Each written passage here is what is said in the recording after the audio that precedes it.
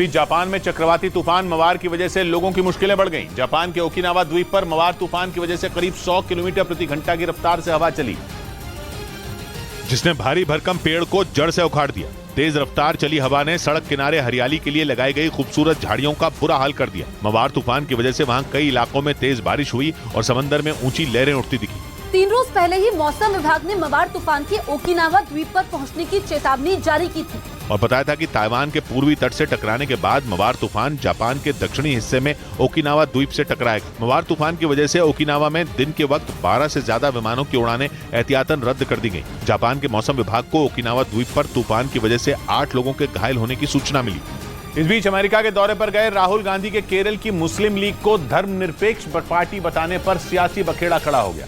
Rahul Gandhi Washington DC में national press club पहुंचे थे, जहां उनसे सवाल जवाब किए गए और इसी सवाल के जवाब के दौरान राहुल गांधी ने मुस्लिम लीग को धर्मनिरपेक्ष पार्टी बता दिया। Muslim League is a completely secular party. Rahul का यह बयान सुनते ही बीजेपी भड़क गई। इस सोच के अनुसार तो बड़े से बड़े आतंकवाद के आरोपी भी सिर्फ भटके हुए नौजवान हैं। केरल की इंडियन यूनियन मुस्लिम लीग, जिसे मुस्लिम लीग भी कहते हैं, उससे कांग्रेस का गठबंधन है, जिसके बारे में वॉशिंगटन डीसी के नेशनल प्रेस क्लब में सवाल पूछे गए थे। इधर मध्य प्रदेश के रतलाम में एक बदमाश ने एक बार के कर्मचारियों पर चाकू से हमला कर दिया। बताया गया कि बार में उसने अपनी पसंद का गाना गाने के लिए सिंगर से फरमाइश की थी, जो पूरी नहीं हुई और आरोप है कि इस बात से वो इतना ज्यादा भड़क गया कि उसने बार कर्मचारियों पर चाकू से ही हमला कर दिया। इस दौरान कुछ लोगों ने उसे रोकने की कोशिश भी की, लेकिन वो नहीं माना और चाकू से हमले करता रहा। इसके बाद जो हुआ, ब्रेक के बाद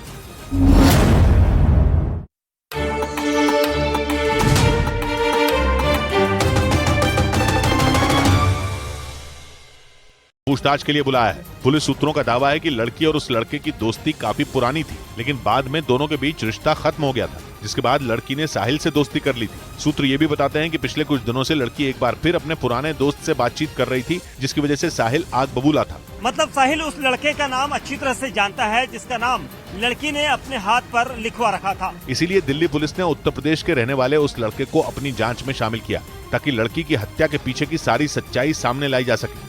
उधर अमेरिका के कोलोराडो में एक कार्यक्रम के दौरान राष्ट्रपति बाइडेन के स्टेज पर गिरने के बाद एक बार फिर उनकी तबीयत के बारे में चर्चा होने लगी।